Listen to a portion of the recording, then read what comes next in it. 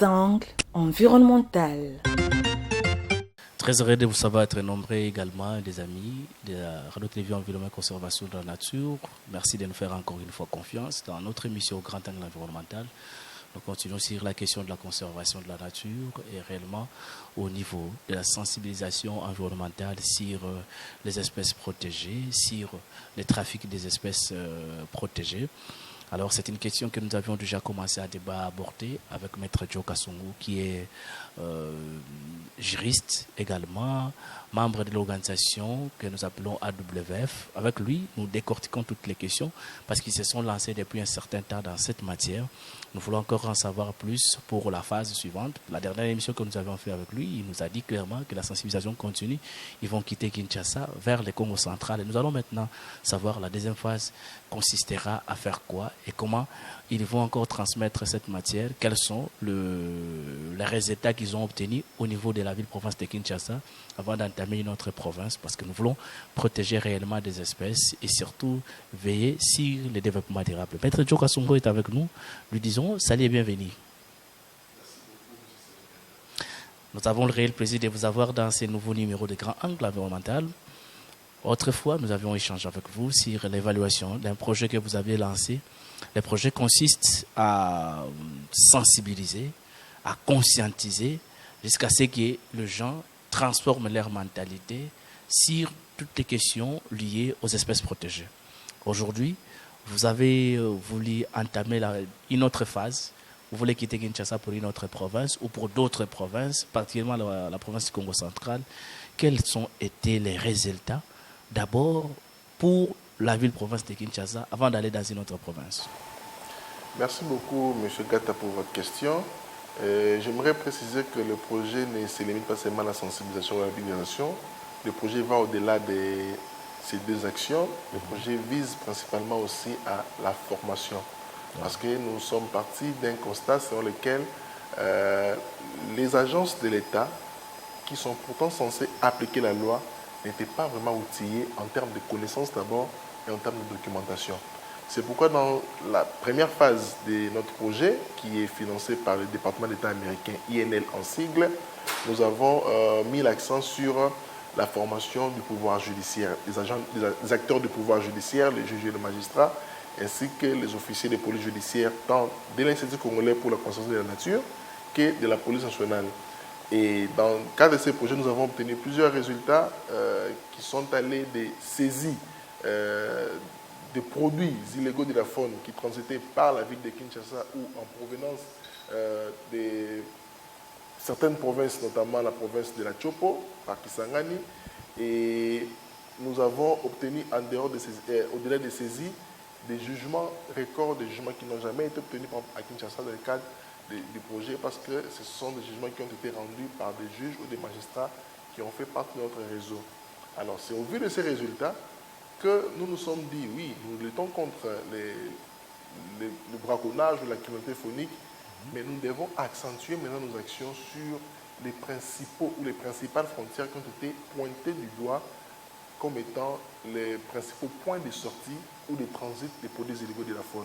C'est pourquoi nous avons lancé depuis 2021, en septembre, un nouveau projet qui est intitulé « Lutte contre le trafic illégal d'espèces protégées en RDC ». Et ce projet a comme site pilote deux provinces, la province de Kinshasa, avec comme point ou principale frontière internationale l'aéroport international de Njili et le Congo central, avec comme site le port de Matadi. Donc nous voulons lutter au travers des formations axées sur des thématiques bien identifiées, lutter contre le trafic dans ces points-là. Donc, vous avez choisi le choix de ces deux sites est motivé par quoi? C'est parce qu'à l'aéroport d'intervention de Gilles, vous avez constaté qu'il y a eu beaucoup d'habits, ou juste c'était un point que vous avez choisi comme ce sont les portes d'entrée, sortie? Bon, vous savez, ça fait un bon moment que nous travaillons dans cette thématique et nous sommes très souvent impliqués dans des réunions au niveau international où il est clairement identifié, où il est clairement dit que la majorité des saisies des produits illégaux de la faune effectuées à l'étranger ont comme provenance ou comme origine la RDC. Et quand on opère par exemple une saisie à Istanbul, on opère une saisie à Addis Abeba, on opère une saisie à Nairobi, et que l'on sait clairement identifié par la lettre de transport aérien, la LTA, que le produit ont comme source d'origine la RDC et les produits ont embarqué à partir de l'aéroport international de Njili. Là, on se dit qu'il se pose clairement un problème d'application de la loi. C'est que les agents qui sont commis à ces frontières n'ont peut-être pas la bonne information, ne savent peut-être pas quels sont les documents attitrés qui doivent accompagner les espèces lorsqu'il s'agit d'un commerce légal et licite. Et les saisies records, par exemple, qui ont été effectuées au Vietnam, on vous a dit qu'on a saisi par exemple 8 tonnes d'ivoire. On regarde l'empotage où le lieu d'embarquement, c'était le port de Matadi. Il y a eu plusieurs saisies de ces genres, en Malaisie, au Vietnam, même en Indonésie. Le lieu d'origine, le lieu d'empotage, le lieu d'embarquement, c'est le port de Matadi. Alors, il nous est venu à nous, à WF, à l'esprit, parce que nous sommes très engagés dans cette lutte des trafics illégaux des espèces, de pouvoir d'abord nous attaquer à ces deux frontières. Il y en a plusieurs aujourd'hui, comme porte de sortie en RDC. Il n'y a pas que ces deux frontières-là. Mais nous avons voulu d'abord, mais pas nous éparpiller, commencer d'abord par ces deux sites où le taux de saisie opérées à l'extérieur indique que c'est par ces portes-là que les produits sont sortis. C'est notamment l'aéroport de Njili et les ports de Matadi pour accentuer nos efforts afin de commencer cette lutte dans les frontières qui sont identifiées. Alors, dans ces deux frontières ou dans ces deux structures que vous avez choisies, qui sont les cibles de cette formation et de la sensibilisation que vous organisez? Je n'ai pas bien compris. Dans le deux sites, vous ciblez qui réellement, qui sont concernés par toute cette formation? Ce sont les agents des agences de contrôle qui sont commis aux frontières. Vous savez, aujourd'hui, il y a une ordonnance du chef de l'État qui date de 2002 qui limite à 4 les agences qui sont habilitées à fonctionner dans les frontières. À part, on a réduit à 4. Il n'y a que 4 organismes qui sont habilités à œuvrer dans les frontières, à part justement les concessionnaires. Par exemple, pour l'aéroport de Njili, on ne cite pas la RVA. Parce que c'est leur structure. Quand vous allez au port de Matadi, on ne cite pas la STP, l'ex-ONATRA.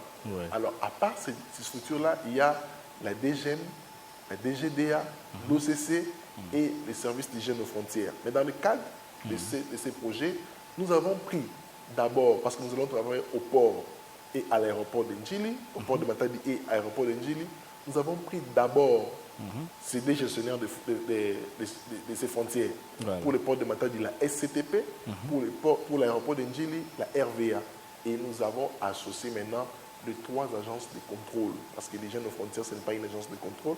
Nous avons ajouté l'OCC, la DGM et la DGDA, chacun par rapport au domaine qui est le sien, pour lutter contre, pour renforcer leur capacité en vue de leur permettre d'être outillés en connaissance et en documentation pour justement faire ce travail, au lieu que prochainement que nous ayons des saisies qui sont opérées à l'extérieur du pays, mais que ces saisies commencent à partir d'ici. On le fasse déjà à partir de nos frontières. La RDC lutte efficacement contre les trafics ou le commerce illégal des espèces de la faune. Alors, la matière à donner est juste concentrée autour de quoi? Nous avons 3 thématiques principales pour les formations, parce que le projet poursuit 3 objectifs. Il n'y a que le premier objectif qui est focalisé sur les formations et qui a 3 thématiques. La première thématique est axée sur l'identification ou les techniques d'identification des espèces de la faune et les techniques de dissimulation des produits de la faune. Je ne sais pas si vous avez bien compris. Oui, je comprends. Donc, la première thématique porte sur l'identification des espèces. Les agents doivent être à mesure d'identifier quelles sont les espèces qui sont interdites pour le commerce. Si le commerce est légal, quels sont les documents qui doivent accompagner les produits de la faune, notamment les permis CITES. Et dans ce même volet, nous avons maintenant une sous-thématique qui maintenant traite sur les techniques de détection et de dissimulation des produits de la faune opérés par les trafiquants. Ça, c'est le premier volet. Le deuxième volet, aujourd'hui, nous savons tous que le problème du respect des droits humains est une question très épineuse et c'est une question qui aujourd'hui touche tout le monde. Alors nous avons, nous, dans le cadre de ces projets, mis un accent sur le respect des droits humains dans l'application de la loi. Ça, c'est la deuxième thématique de notre formation. Et la troisième thématique va porter sur la gestion de la scène de crime. Parce qu'aujourd'hui, les saisies qui sont opérées sur les produits de la faune ont créé un nouveau type de scène de crime que nous n'avons pas étudié, que nous n'avons pas vu avant, par exemple pour le meurtre, pour le vol. C'est un nouveau type de scène de crime et nous avons apporté une expertise sur comment gérer une scène de crime en cas d'infraction sur la faune. Ce sont là les trois thématiques qui font l'ensemble de nos cours ou de nos modules de formation qui vont être donnés à ces agents qui vont travailler dans les frontières. Alors, généralement, vous avez, ou auparavant, d'abord, vous avez commencé avec des magistrats. C'était les gens de l'application de la loi qui ont participé à toutes ces formations. Maintenant, vous avez pris ces agences qui travaillent au niveau des frontières. Alors, avez-vous déjà eu des échos depuis que vous avez fini votre première phase, qu'on a détecté, ne fût-ce que détecté? Je ne parle pas encore peut-être des jugements. Si vous avez aussi des preuves sur des jugements qui s'opèrent actuellement par rapport à un dossier quelconque, parce que ces trafics se font régulièrement. Avez-vous déjà des échos sur ça qui peut vous encourager que non, pour Kinshasa, on a déjà un ouf de soulagement parce que notre premier pas a été effectué? Il y a des jugements, il y a ceux-là dont les verdicts ont déjà été rendus, il y a ceux dans lesquels les causes sont encore pendantes devant les hautes juridictions au niveau de la cassation, puisque vous savez que tout le monde a droit à un double degré de juridiction et lorsque, à l'issue de ces double degrés de juridiction, la personne n'est pas satisfaite de la décision judiciaire, la personne peut aller en cassation. Il y a eu des décisions judiciaires à Kinshasa ici condamnant des trafiquants au maximum du taux de la peine qui est de 10 ans de servitude pénale. Il y a eu des jugements dont on a eu des condamnations de 2 ans à 5 ans de prison. On a eu beaucoup de jugements à Kinshasa, pas seulement à Kinshasa, il y a même des jugements qui sont rendus dans les provinces comme la province de l'Ituri, la province du Haut-Ouélé, même la province du Bas-Ouélé où nous travaillons dans l'accompagnement de l'ICCN, dans la gestion de la réserve de Biliwéré. On a eu beaucoup de jugements à ce jour qui nous a motivés, qui nous a plus poussé à aller accentuer ou à approfondir nos formations à l'intention des agents qui appliquent la loi pour que plus il y a renforcement des capacités, plus il y aura d'arrestations, plus il y aura des saisies et plus les cours et tribunaux seront fournis en dossier sur la criminalité phonique. Très bien. Ça, c'est déjà encourageant, voir ces sortes de pas. Mais vous ne rencontrez pas de difficultés sur les tribunaux spécialisés parce que généralement, vous venez de le dire, il y a certaines des formations que des magistrats ont fait.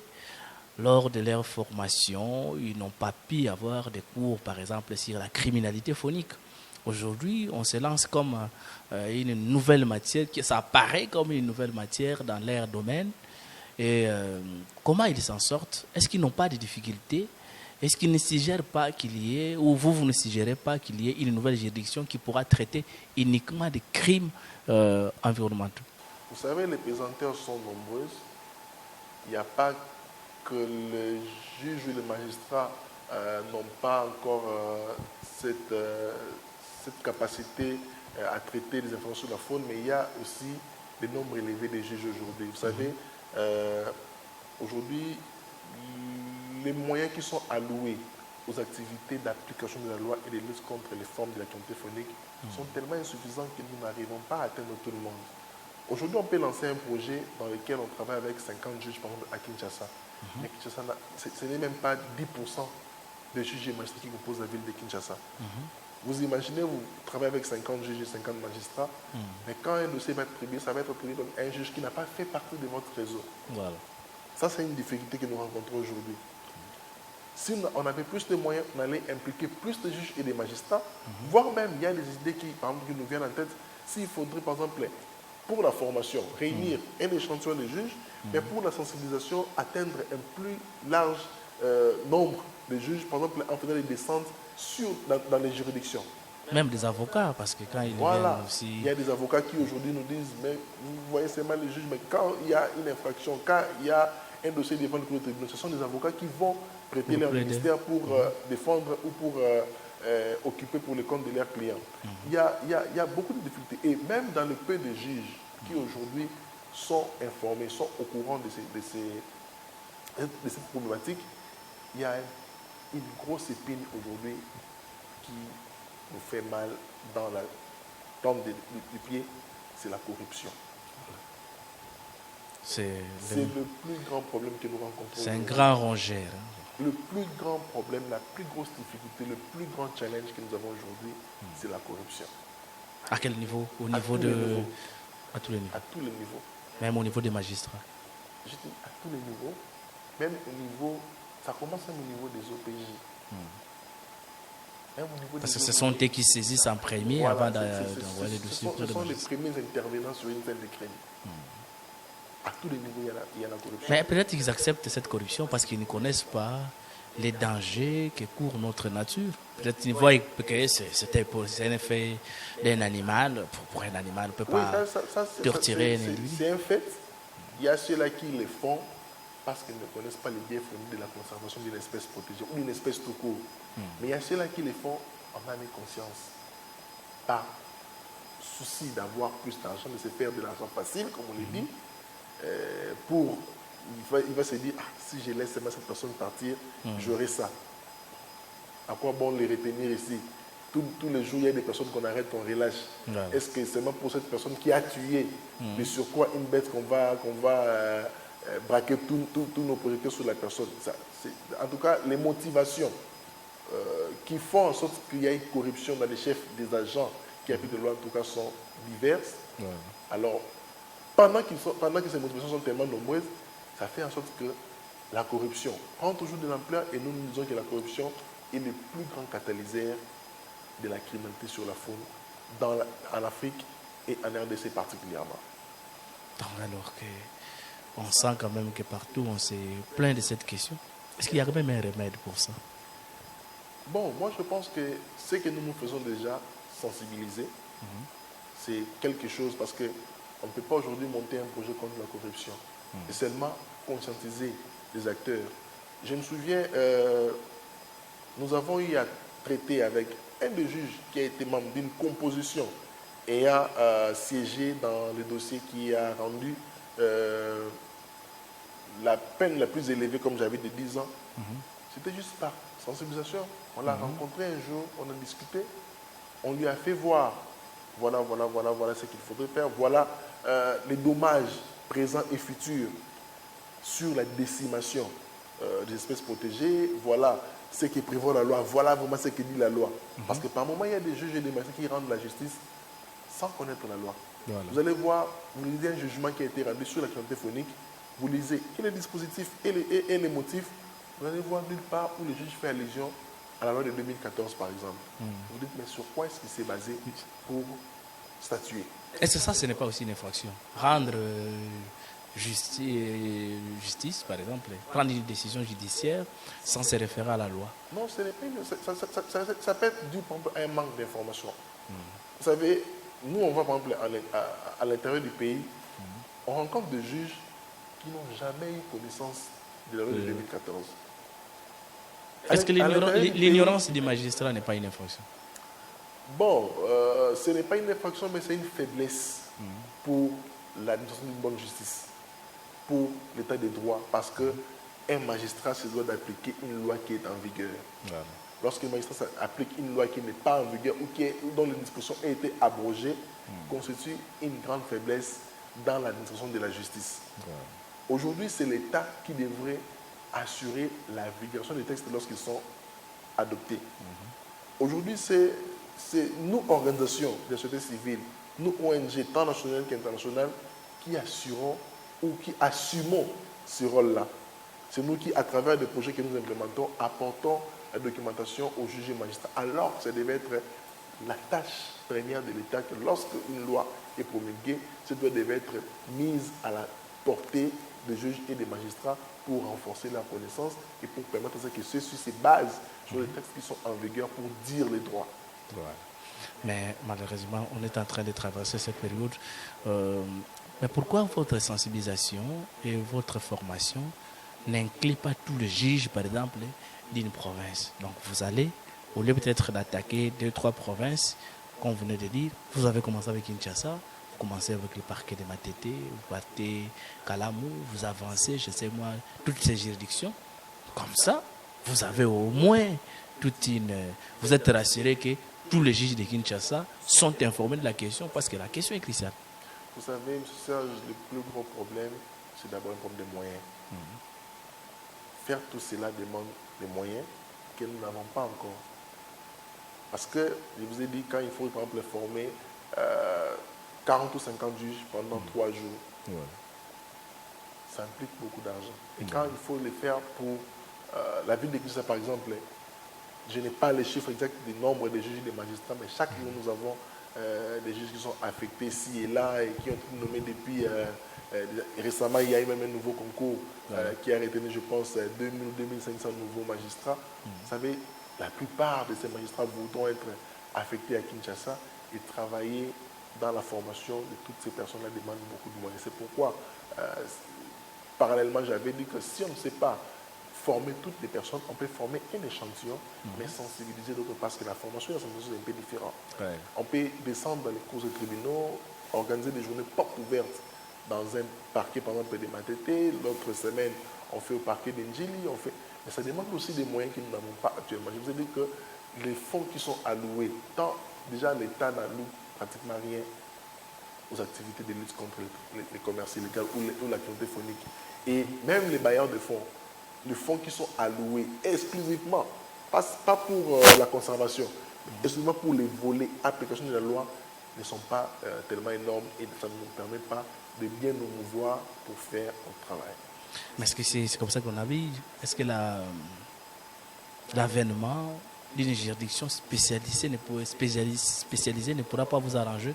Parce que si on sait quand même qu'on a un tribunal, comme on a des tribunaux d'enfants, on a un tribunal qui traite la question de criminalité phonique, automatiquement, vous allez vous concentrer à ça. Et puis chaque fois, on peut amener, lorsqu'il y a un dossier pareil, on transfère là où il y a des spécialistes et on traite les questions. En tout cas, ça c'est un souhait et c'est même une des recommandations que AWF a toujours donné dans toutes les rencontres auxquelles nous prenons part.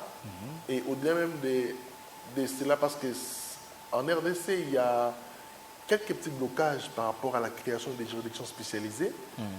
Mais nous, par exemple, à AWF, nous avons ressorti quelques solutions pour pouvoir ne pas contourner, mais pour pallier à cette lourdeur ou à cette gymnastique légale pour aboutir à la création des juridictions spécialisées.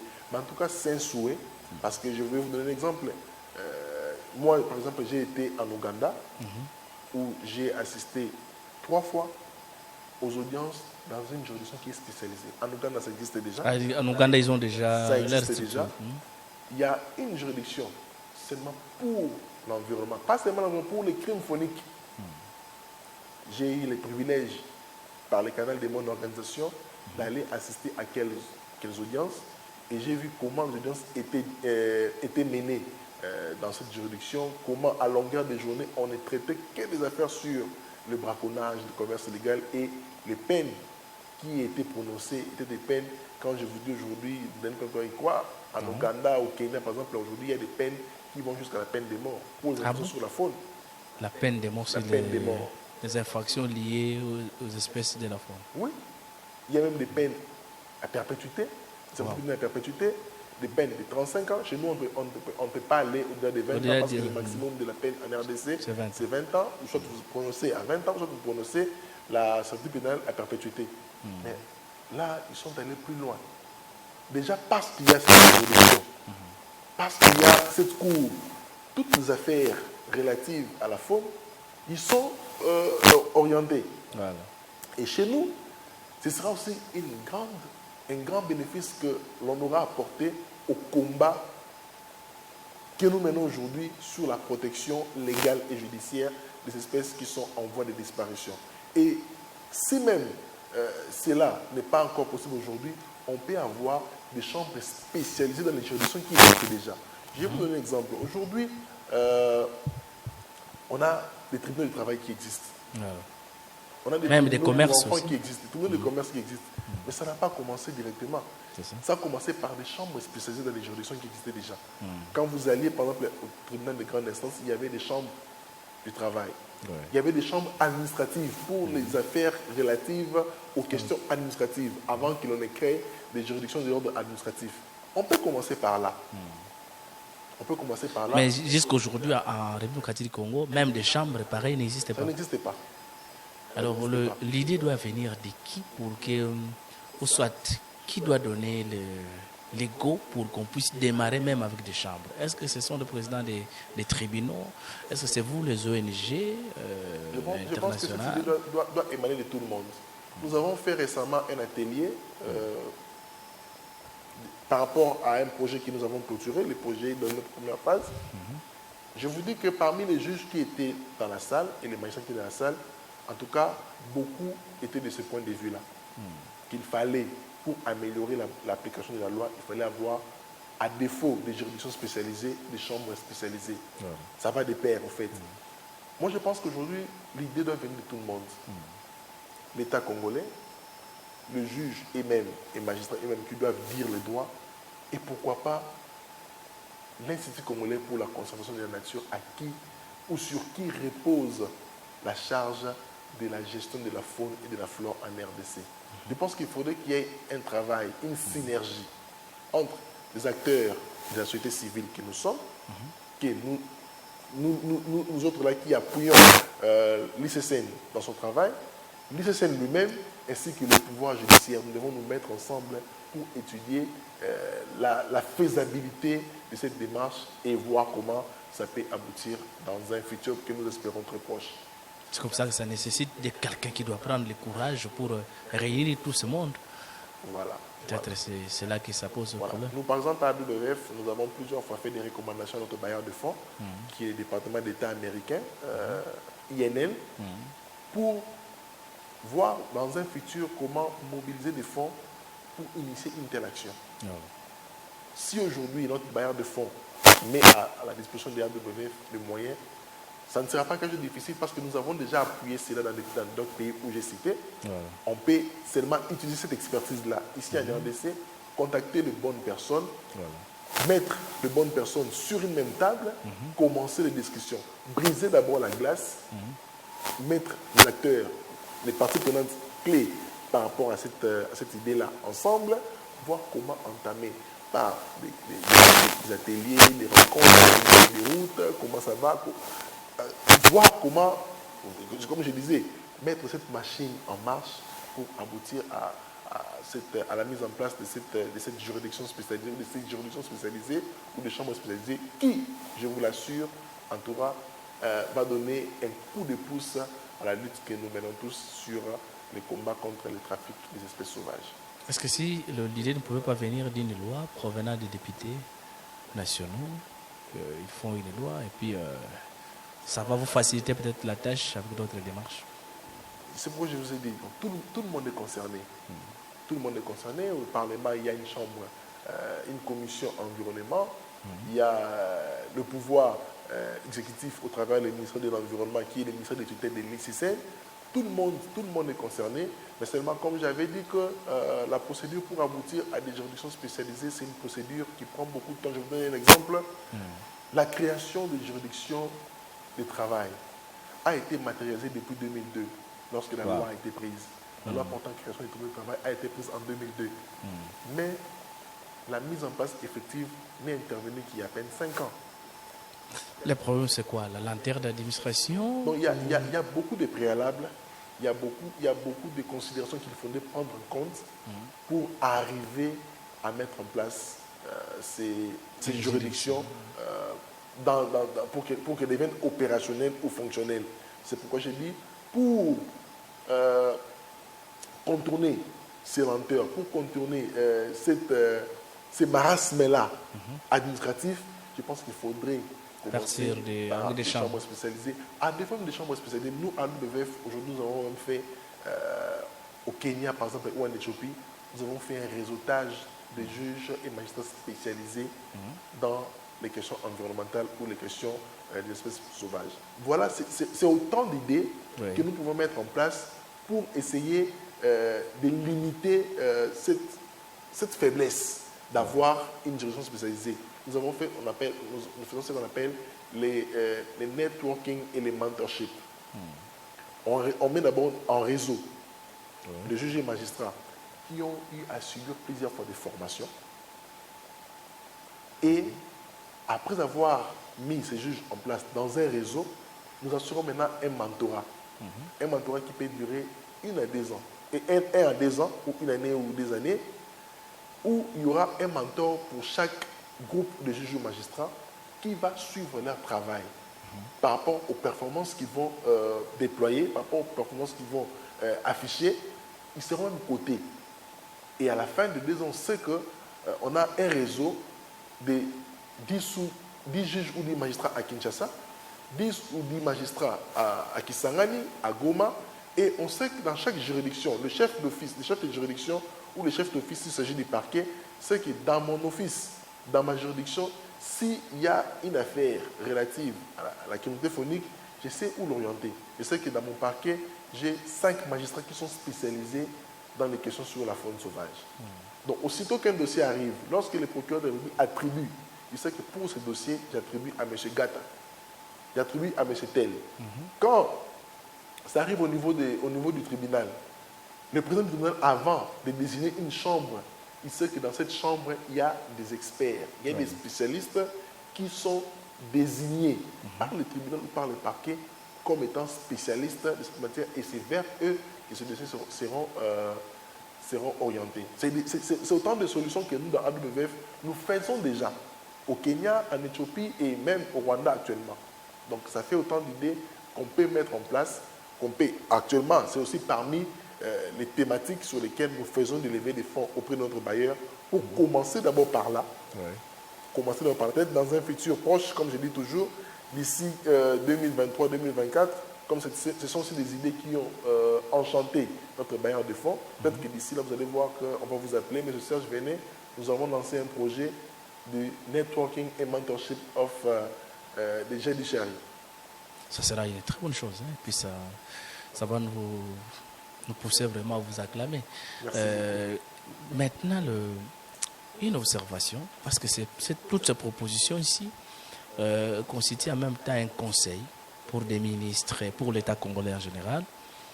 Est-ce qu'on ne peut pas regarder ça des mêmes œil que les projets, par exemple, sur des concessions forestières, des projets liés à l'environnement, que l'IGF détecte, qu'on ne sait plus faire le suivi, échouent parce qu'on n'a pas de juges spécialisés qui pouvaient traiter toutes ces matières? Oui, ça revient au même, en fait. Ça revient au même. Il faudrait d'abord qu'on arrive à aimer ces pays, à aimer le patrimoine de ces pays.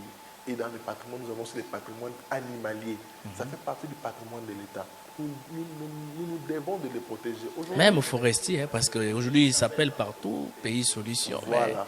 Mais ils n'ont pas mis des jalons pour mieux gérer. S'il faut que je fasse un peu un saut sur les domaines forestiers, vous savez qu'il y a un moratoire qui existe depuis 2002, mais qui a été violé par tous les ministres de l'Environnement qui sont passés. Tous les ministres qui arrivent violent ces moratoires. Et ils cherchent des justifications. Vous comprenez? Il est ministre de l'Environnement. Il est censé protéger l'environnement. Mais il vient pour violer un moratoire qui a été mis pour protéger cet environnement. Il faut qu'on arrive à aimer les pays, à aimer les patrimoines du pays. C'est aussi une infraction quand vous violez les moratoires. Oui, aujourd'hui, on sait que beaucoup d'infractions ne sont pas poursuivables par rapport au statut, entre guillemets, de la personne qui aurait commis cette infraction. Les ministres aussi ont des immunités? Bon, vous savez, les immunités, ça existe pour les personnes qui occupent ces charges-là. Il y a les immunités d'un côté, les privilèges de poursuite et de juridiction pour d'autres, par exemple. Mais vous savez, lorsqu'il y a une infraction flagrante, même sur les immunités, il suffit seulement qu'on saisisse la bonne personne pour lever ses immunités. La personne peut être poursuivie. Alors, vous tournez maintenant dans l'angle de la formation, au-delà de Kinshasa. Est-ce que dans toutes ces démarches, vous associez des ministres provinciaux, comment on les appelle, actuellement, je crois, ils ont aussi des commissaires, dans toutes ces histoires-là? Oui, Par exemple, quand nous sommes allés à Kisangani, nous sommes allés à Bouta. Oui, à Bouta, Kisangani. Même des aussi à députés Bandaka. provinciaux qui sont dans la commission. Voilà, dans beaucoup d'activités qu'on a eu à faire, on a associé les ministres provinciaux en charge de l'environnement qui ont préparé aux formations. Il y a même à Kisangani où il y avait même le cabinet du gouverneur de l'époque qui était même venu comme expert. Ils ont aussi fait un exposé sur une thématique qu'on leur avait attribuée, mais ils ont pris part à la formation, ils ont pris part active à la formation. On les associe toujours, mais comme je vous dis, c'est un problème qui va au-delà de la personne elle-même. C'est un problème qui touche les goûts du liqure, qui touche la moralité même de la personne. Aujourd'hui, lorsque vous faites ce que vous ne devriez pas faire, ou vous ne faites pas ce que vous devriez faire, c'est déjà un mal, c'est déjà un problème. Et c'est ce qui nous pose des difficultés aujourd'hui dans cette aventure où nous nous sommes engagés. Vous êtes parti dans une province où, quand vous parlez animal, c'est une viande à consommer. Vous allez dire à toutes ces personnes ici qui ne consomment plus cette viande, c'est une espèce protégée. Je prends l'exemple des pangolins. Toute la population du Congo central sait bien que les pangolins a une viande qui va au-delà peut-être des poissons salés en termes de goût. Vous allez dire à toute cette population que n'osez pas de consommer. Si vous consommez, on va vous arrêter. Au-delà des trafics qu'ils peuvent faire avec les écailles. Vous pensez que vous serez bien entendu? Vous risquez de vous jeter des pierres. Tout est fonction de la sensibilisation et du message que vous véhiculez. Vous savez, aujourd'hui, il faut être en mesure de dire à ces populations que l'État gouverner, c'est prévoir. Ouais. Aujourd'hui, l'État doit prendre des mesures pour assurer la survie de sa population présente et de sa population future. Alors, il faut avoir des bons messages avec lui, comme j'ai dit. L'État a le monopole de la contrainte légitime. Parce que la faune fait partie du patrimoine du domaine public de l'État. Alors, aujourd'hui, nous assistons à une opération qui est en train de se dérouler actuellement, c'est ça l'opération coup de poing.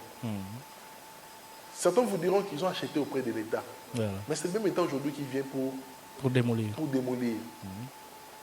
L'État peut venir, parce que les sous-sols appartiennent à l'État. L'État peut venir aujourd'hui, là où nous sommes ici, il dit que je vais démolir ici pour construire un bien d'usage public. Les sols et les sous-sols appartiennent. Nous ne sommes que des concessionnaires perpétuels. Alors, la faune aussi également appartient à l'État.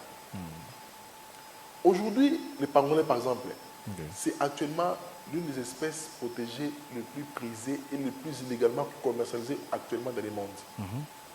Pourquoi? Parce que les pangolins avaient deux provinces de distribution naturelle, plutôt deux continents de distribution naturelle.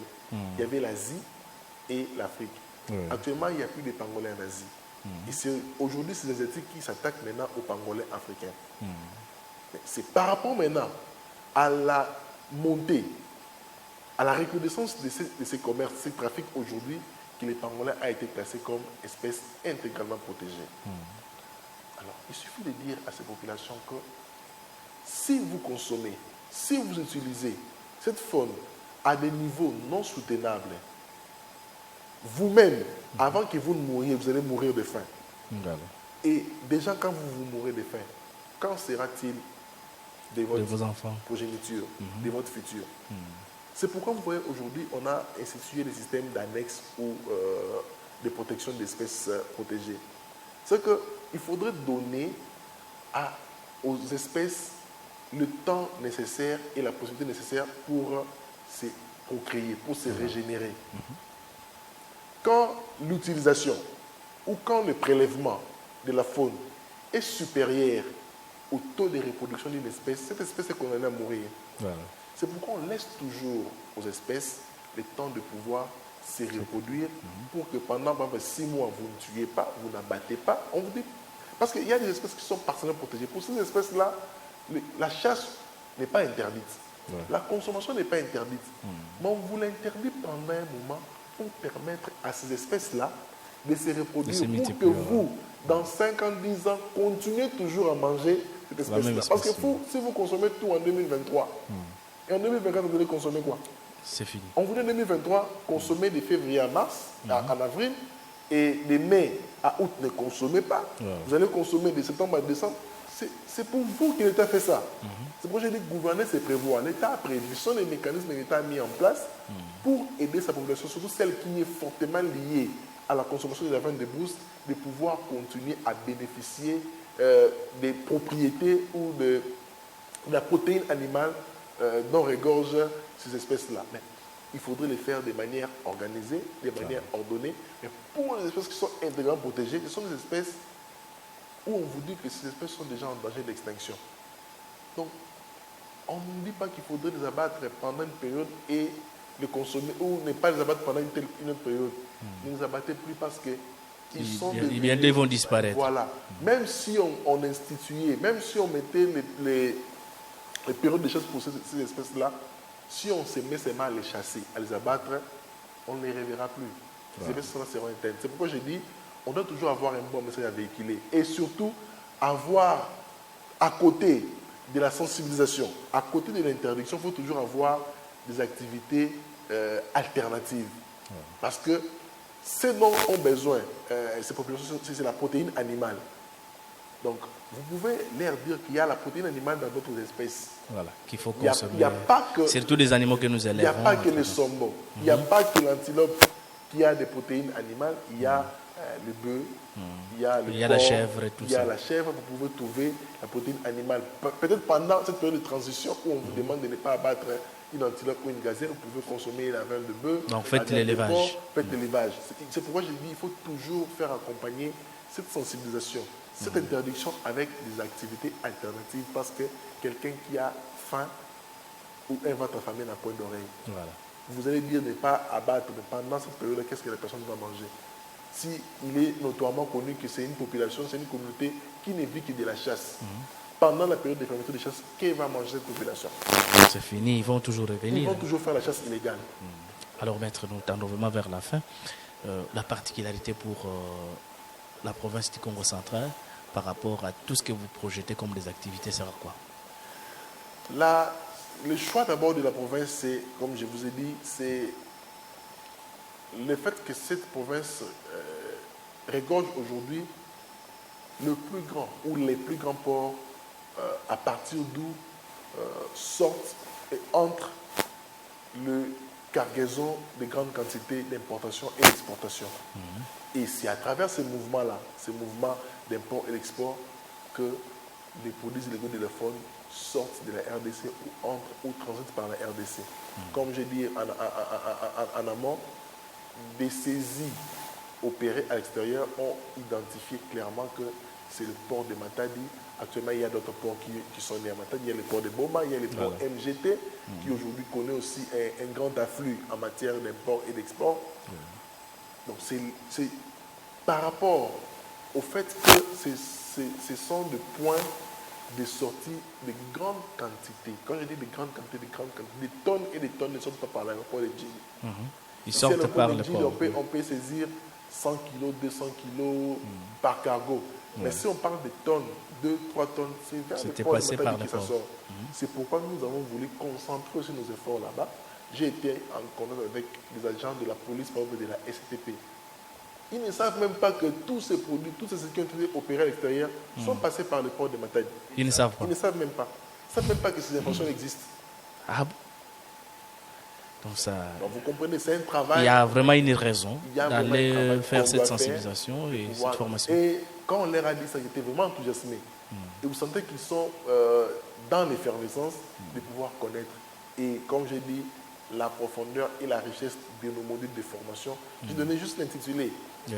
Mais ce sont des modules de plusieurs présentations et de plusieurs sous-thématiques qui vont permettre à ces agents d'avoir, je pense, le maximum d'informations sur tout ce qui est commerce illégal, sur tout ce qui est braconnage et sur tout ce qui est méthode de dissémination des trafiquants et méthode de détection des agents, parce que ce sont des agents qui seront appelés à travailler dans les frontières. Nous leur apportons certaines techniques pour détecter ou pour comprendre les techniques de dissimulation des trafiquants. Voilà. On leur montre d'abord comment les trafiquants dissimulent, parce qu'on a eu à faire plusieurs saisies, et on leur montre maintenant comment détecter les produits qui sont dissimulés par... C'est d'ailleurs le plus gros ou la plus grande thématique de notre formation dans le cadre du projet. Très bien. Là, généralement, la formation dure combien de temps? Généralement, c'est une formation qui dure... Chaque session dure 5 jours. 5 jours. 5 jours. Et puis avec une évaluation. Oui, il y a toujours une évaluation. Il y a plusieurs évaluations toujours. On fait toujours une évaluation pré-post-formation. Quand les participants arrivent, on leur donne un formulaire avec des questionnaires qu'ils vont répondre ou auxquels ils vont répondre dès qu'ils arrivent. Et les mêmes questions ou les mêmes questionnaires, ils vont y répondre les derniers jours de la formation. Ça nous permet d'évaluer la matière qu'on a dispensée. Parce qu'aujourd'hui, on vous dit, tu viens en classe, on te dit 1 plus 1 égale combien? Tu ne sais pas. 2 fois 2 font combien? Tu ne sais pas. On t'informe, on t'apprend, et puis on te demande à la fin 2 fois 2 font combien? On sait voir que non, la personne a compris que 2 fois 2 font 4. Alors les évaluations en termes de vérification, si réellement la matière a été assimilée, comment vous le faites? Voilà. Ça, c'est une évaluation en fait, pratique que nous faisons. C'est toujours dans le cadre du projet. Le projet a prévu, dans son deuxième objectif, d'appuyer des investigations qui devront aboutir à des arrestations. Voilà. Donc les personnes, chaque fois qu'il y aura formation, cette équipe-là, parce qu'on aura une équipe de 25 agents qui seront répartis en 8 groupes. Donc chaque fois qu'il y aura formation de 25 agents, après la formation des 25 agents, le projet va financer des investigations sur terrain. Ces agents seront déployés et dans les sites pompes du port ou de l'aéroport et dans les zones environnantes ou environnant plutôt l'aéroport, où ces personnes-là vont être appelées à mettre en pratique les techniques qu'elles ont apprises par les investigations, par les ciblages, par les enquêtes, par les renseignements. Et nous allons voir maintenant, à l'issue d'une découverte, d'une trouvaille par exemple, comment ces gens-là vont se comporter par rapport à l'identification. Est-ce qu'elles seront en mesure ou seront en mesure d'identifier les espèces qu'ils vont trouver? Comment est-ce qu'ils vont conduire la procédure? Parce que ce sont parmi les sujets que nous allons aborder. Comment est-ce qu'ils vont orienter les dossiers? Et comment est-ce qu'ils vont gérer la scène de crime? Parce que ça fait aussi partie de notre formation. Comment est-ce qu'ils vont manipuler les preuves qu'ils vont récolter? Parce qu'on donne aussi des techniques de gestion, de manipulation et de stockage des preuves qu'on aura à récolter sur une scène de crime. Très bien, vous arrivez vraiment à la fin, Maître Joe. Un dernier mot en 30 secondes. Un dernier mot, c'est que nous devons nous faire confiance. Ce travail que nous accomplissons aujourd'hui, c'est un travail noble, c'est un travail dangereux, c'est un travail qui connaît beaucoup d'embûches, comme je l'ai dit tout à l'heure, notamment la corruption, les trafics d'influence. Mais il faudrait que nous arrivions à aimer les pays et à aimer ce qui appartient au pays. Parce que ceux qui viennent nous donner de l'argent pour décimer, pour détruire notre patrimoine, l'ont déjà fait chez eux. Et ils viennent ici, ils nous donnent avec des pauvres billets de 100 ou 200 dollars. Ce qu'ils vont récolter comme bénéfice par rapport à la facilitation dont vous leur avez donné, c'est ce qu'ils ont donné là, c'est comme on dit dans la bombe à bonbon. Voilà. Donc, aimons les pays. Et ils nous trompent comme des enfants alors. Voilà. Aimons les pays et faisons en sorte que ce travail continue. Les formations ont déjà commencé. Nous sommes dans notre deuxième phase prochainement à Matadi. Nous allons encore nous retrouver dans un autre numéro pour évaluer encore les formations qu'on a données, surtout voir comment les investigations qu'on aura appuyées vont donner leurs fruits. Maître Joe Kasongo, je rappelle que vous êtes juriste et chargé de la mission de justice, s'il faut parler comme ça, peut-être en termes simplifiés, au niveau de AWF. Voilà, l'application de la loi. Application de la loi, voilà le terme qui m'échappait. Et également coordonnateur du projet INL 2018, c'est ça? Oui, actuellement nous sommes au INL 2021. 2021, très bien. Nous vous disons un grand merci d'avoir répondu à notre invitation. Merci à vous d'avoir fait de moi votre invité du jour.